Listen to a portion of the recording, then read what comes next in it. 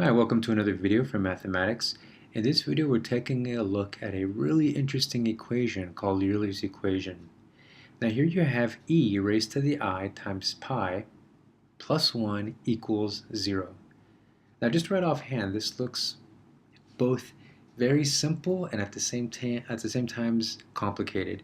Simple because you have plus 1 equals 0. But in order for it to equal 0, that means that what I have on the left, e raised to the I times pi, has to equal -1. How in the world does that work out? Now we're going to dissect this equation just a little bit more to hopefully make sense of it. Now, in the process of me explaining this, it may actually complicate things more, or it may actually seem like it's more complicated than it actually is. It's actually fairly complicated in the sense of what these symbols mean, but when you put them together like the way they're situated right now, it actually simplifies in a really cool way that makes this equation true. So let's take a look at that. So we have e raised to the power of I times pi. So when we have e, this is called Euler's number, which is 2.718281828459045 and this number is a transcendental number, which means those decimals go on and on and on and on. There is no end to this.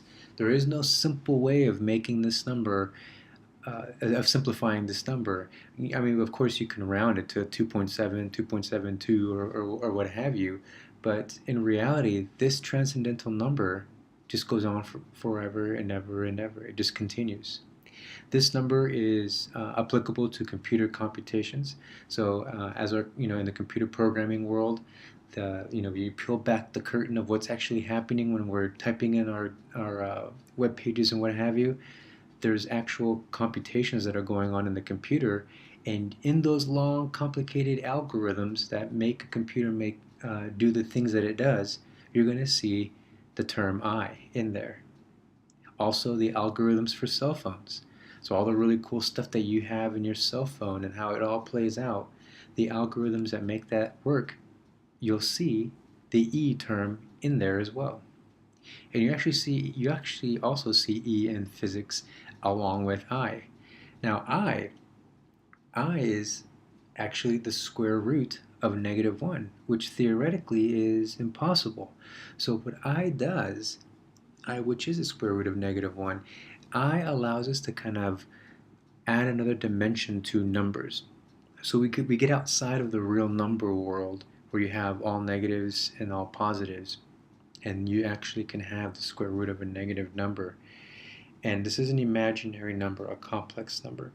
You might think to yourself, how in the world does this make sense? How can I have an imaginary number?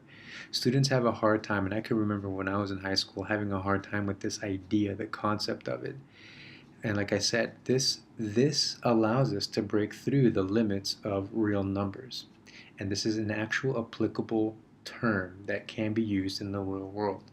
Okay, this allows us to study the behavior of fluids as they go against different obstacles. You're going to see the I term in algorithms for economics. Okay, it also helps us to, the I term helps us to measure the strength of rivets that hold bridges and buildings together. So you can measure the strength of these rivets to make sure that they're going to hold bridges up and buildings up. And again, you also see this in physics as well. And then of course you have pi. Pi, most who are watching this are familiar with pi. You've seen it before, 3.141592653, and I'm sure you don't have it memorized beyond 3.14, right? And you don't have to, I guess, in your math class. Now you might have a teacher that makes you memorize more. If so, great. If not, great also. You're still fine.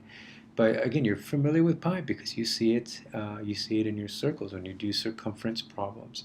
So pi, you're going to see pi also when you're studying quantum mechanics. Quantum mechanics is the study of the behavior of atoms and electrons. So all of these symbols have very specific real-world applications. Also for supercomputers, the algorithms that help supercomputers do the computations that they do, you're going to see pi inside of those algorithms. So, like I said, in the process of explaining this, it reveals how complicated this actually is. So you have e raised to the I, an imaginary number, times pi on a transcendental number along with e. So you have e, which goes on forever and ever, raised to the power of I, which is an imaginary complex number, times pi, which is also a number that goes on forever. And something interesting happens when you do this.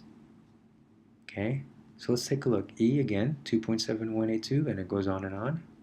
I, the square root of a negative 1, and then pi, 3.141, so on and so forth.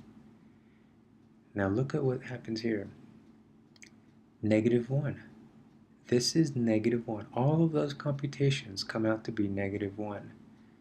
So when I have I, or e, raised to the I times pi plus 1 equals 0, my term on the left actually comes out equaling negative 1. And that negative 1 plus 1 in fact equals 0. This is sometimes called the most beautiful equation in math because of this. This very complicated idea simplified to a very simple term to make this equation true.